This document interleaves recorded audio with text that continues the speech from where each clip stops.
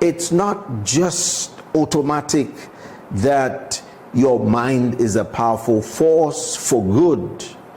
You will have to invest in the crafting, the couching, the formation of your mindset with quality feed. If Africa will change and transform, we need to talk about the thinking, the quality of thinking, the quality of thought. Why would a person do some of the outrageous things they do?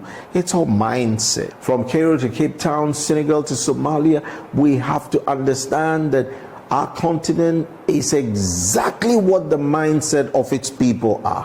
When the mind is set in a particular direction, that's why we say mindset.